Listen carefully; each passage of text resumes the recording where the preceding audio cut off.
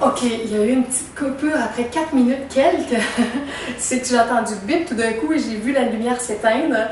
Et j'ai pensé tout à coup que j'avais oublié de brancher ma caméra vidéo pour la conférence de ce soir. Alors, je me suis rendue presque à la fin. J'étais rendue au point 22. Si je ne me trompe pas, là, il me semble qu'il me reste juste le point 22. Je venais tout juste de commencer 22 quand la caméra s'est fermée. Alors, c'est ça. Ça fait une section d'1 heure, une section de 4 minutes quelques, puis là, je reprends juste pour finaliser. Excusez-moi, avec les deux petites parties. Alors là, c'est branché. OK, alors le point 22, pour finaliser toute cette séquence-là, c'est que finalement, si on revient à notre thème de base, qui est toute l'énergie de la mère divine, de l'ouverture du cœur, et j'ai expliqué différents points,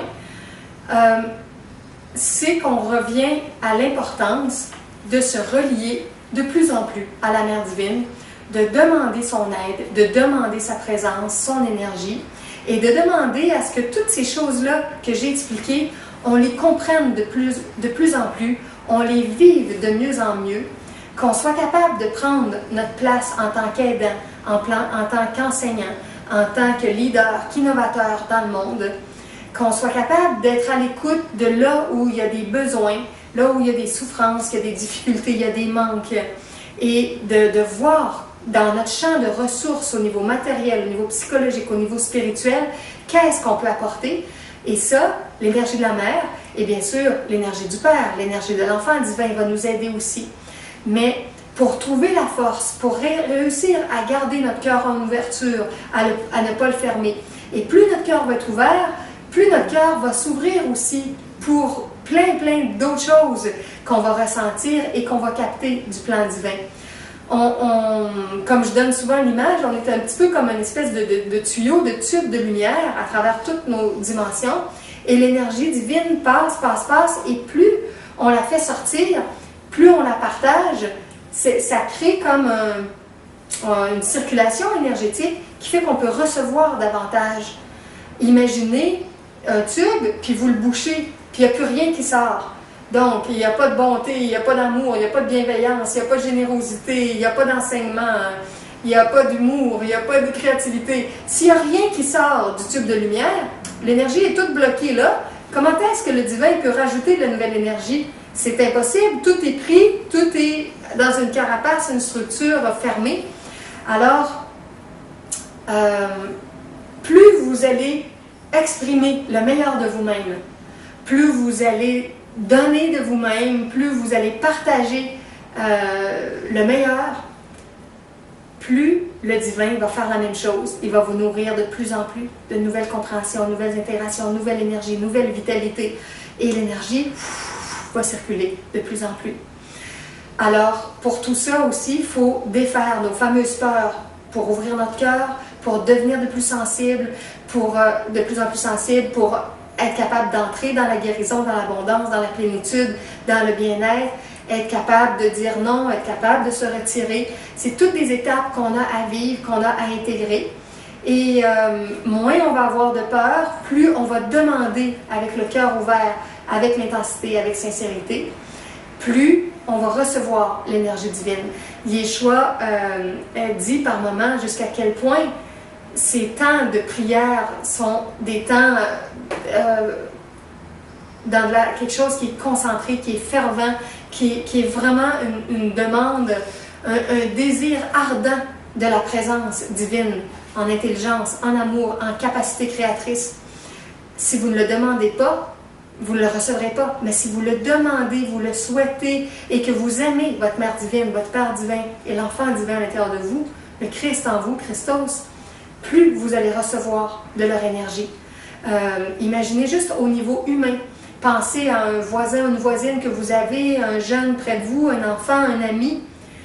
S'il y a quelqu'un qui vient vers vous et qui veut presque jamais vous écouter ou vous parler, c'est pas la personne avec qui vous allez donner le plus de ce que vous avez à offrir.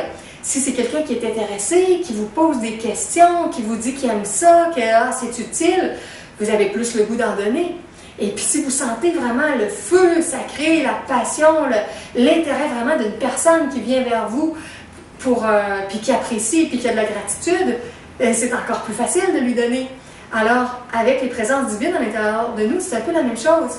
Plus on devient ouvert à l'écoute, en demande, en aspirant, puis en souhaitant partager ça avec le plus de monde possible, parce qu'aussi, si on le demande, mais que c'est juste pour nous, puis qu'on se referme, ils le savent. Alors que si on demande et qu'on partage à plus grande échelle avec d'autres personnes, ils sont encore plus motivés, que ce soit les maîtres, les guides, les présences divines en nous. Ça me fait penser aussi des enseignements que j'ai donnés sur les journaux personnels. Quand vous écrivez votre journal personnel et que vous voulez recevoir des réponses, si parfois votre journal personnel est écrit à l'ordinateur et que vous êtes disponible pour partager des extraits de votre journal avec d'autres personnes, vous allez pouvoir parfois recevoir des inspirations plus puissantes, plus élevées, parce que les forces divines vont savoir que vous voulez partager ce que vous écrivez dans votre journal pour aider d'autres personnes. Alors, plus on entre dans le service, plus les aides qui nous accompagnent le savent et plus ils vont pouvoir nous aider en force. OK, alors voilà, c'était les 22 points que je voulais vous dire pour nous aider à nous relier toujours plus à la Mère divine et à faire en sorte qu'on va l'aimer de plus en plus, qu'on va lui faire une place dans notre cœur, dans notre société, dans notre humanité. Et je vous souhaite des beaux moments de partage avec votre Mère divine. Et j'ai pensé aussi que je voulais juste vous montrer une petite chose en terminant dont j'ai oublié de parler au tout début quand j'ai parlé de la relaxation énergisante. Voyez-vous, pour se mettre en contact avec nos ressources intérieures, avec le divin en nous, avec nos intuitions, tout le processus d'intériorisation, d'introspection, on a besoin d'être plus calme. Et parfois, on a de la difficulté à s'arrêter, à se calmer, à prendre des moments de repos. La relaxation énergisante que j'offre, ça l'aide les gens justement à se calmer, à se relaxer, à la limite à méditer, mais pas dans l'immobilité complète parce qu'ils ont un soin, ils ont des accessoires qui font des points de contact sur le corps pour faire circuler l'énergie et ça les aide à garder leur concentration en étant là, mais tout en étant en relaxation profonde. Et dans tout le ménage que j'ai fait cette semaine, j'ai retrouvé quelque chose que j'avais serré au fond d'une armoire et que j'avais perdu depuis environ 2 ans. Et c'est ce que j'appelais mon petit masseur portatif. Allez, un instant. Je vais vous le montrer. Et voilà, et voilà. C'est comme une espèce de petit coussin. En arrière, vous avez comme une petite strap. Là, elle est au plus petit, mais elle peut s'agrandir beaucoup. Et on peut mettre ça habituellement comme sur le dossier d'une chaise. Une plus petite ou une plus grande chaise. Et ça devient un masseur pour le dos. On active le bouton qui est ici. Et là, j'ai enlevé l'extension pour le brancher parce que c'est l'extension que j'avais besoin pour mon fil de caméra. Mais en temps ordinaire, j'aurais pesé ici. Et les petites balles qui sont ici, 1, 2, combien qu'il y en a? 3. Je pense qu'il y en a 3 à 4 endroits. Je pense que ça fait 12 balles. Les petites balles se mettent à tourner et ça fait un massage. Et c'est vendu habituellement pour le dos. Et dépendamment de la hauteur à laquelle on le place sur un dossier de chaise, on peut masser différentes parties du dos. Mais moi, ce que j'ai découvert quand je l'ai acheté, et c'est une période aussi où je faisais du massage avec des accessoires ou de la relaxation énergisante, c'est qu'une personne peut être étendue et on peut le mettre dans l'autre sens et faire un massage du torse, un massage des jambes. On peut même déposer les pieds dessus pour faire de la réflexologie pour les pieds. On peut déposer les mains, on peut le mettre en dessous des bras. Alors, il n'est même pas marqué sur mon site web, là, je viens juste de le retrouver aujourd'hui, mais je vais possiblement l'ajouter sur la section relaxation énergisante sur mon site everyoneWeb.fr/programme du 3e millénaire. Ce service-là, c'est que les gens font un don pour une période avec moi de 30 minutes, 45 minutes, 1 heure ou un petit peu plus. Et en tout cas, dépendamment du don que je reçois, je dis aux gens le temps que je vais leur consacrer. Et là, la personne va être étendue sur un matelas. Et moi, tout doucement, je place une serviette sur le corps pour que ça reste hygiénique, pour pas que ça se promène sur le corps de toutes les personnes.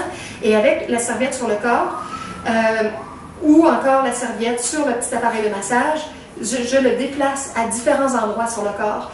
Donc, c'est une autre façon. Au lieu d'avoir tous les différents accessoires, petits pinceaux, grands pinceaux, le petit rouleau, les petites fourchettes, les petites peluches, tout ce qui procure des bonnes sensations dans la relaxation énergisante, quelqu'un peut choisir une session avec le mini-masseur.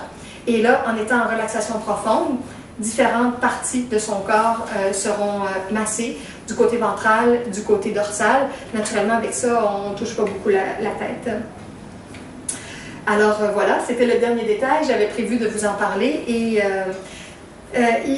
autrefois c'était vendu à un endroit qui s'appelle la Massagerie à Montréal, qui vend toutes sortes de choses pour le massage. Et quand je l'avais perdu, récemment, j'ai appelé pour savoir si je pouvais m'en racheter un autre. Et ils m'ont dit qu'ils n'en avaient plus. Fait que je ne sais plus du tout où est-ce que ça peut être disponible. En tout cas, moi je l'ai acheté il y a quelques années. Ça valait à peu près, c'est quand même assez dispendieux, c'est de bonne qualité, puis ça se vendait près de 150 $. Et j'en avais donné un en cadeau aussi en combinaison avec ma mère à ma soeur. Donc ma soeur en avait reçu un aussi pour elle, pour sa vie privée. Alors voilà, c'était ça, je vais juste le redéposer. Oups. OK, alors je vous remercie encore une fois d'avoir assisté à cette conférence du vendredi pour aujourd'hui, mais pour vous, c'est peut-être un autre moment donné. Comme je dis souvent, je ne sais pas si vous l'écoutez en ce moment en pleine nuit, en matinée, en après-midi ou en soirée. C'est le bonheur d'écouter des vidéos sur Internet. On le fait au moment où on veut. Puis je veux dire un petit mot aussi sur les gens des fois qui trouvent que je fais des grands préambules ou des longues conférences. Je vous suggère parfois d'avoir un livre ou une autre page web que vous pouvez ouvrir en même temps que vous écoutez une de mes vidéos. Donc, si vous trouvez qu'il y a un passage qui est trop long, qui vous correspond moins, faites d'autres choses en même temps. Ou il y a une personne qui me disait, j'écoute ta vidéo puis je fais de la cuisine en même temps, je prépare un repas, je prépare des desserts, fait que j'ai les deux, puis comme ça, toute l'heure ou les 2 heures, ça passe mieux. Alors, moi, je ne suis pas la fille la meilleure pour faire des synthèses puis tout vous donner ça en 10-15 minutes. Je préfère expliquer plus longuement. Mais ça fait en sorte que si vous trouvez par moment que vous avez besoin de faire d'autres choses en parallèle, faites-le, puis vous attraperez quand même en background l'information, puis vous pourrez choisir les moments où vous serez plus concentré. Alors voilà, je vous souhaite une très très belle fin de journée. Je te remercie André d'avoir participé avec moi. Comme je suis fatiguée ce soir, je ne ferai pas de période questions-réponses. En privé, si tu as des petites questions, tu pourras me le dire. Mais vu que c'était une longue journée aujourd'hui, je m'arrête ici ce soir et on se voit possiblement dans une semaine. À bientôt!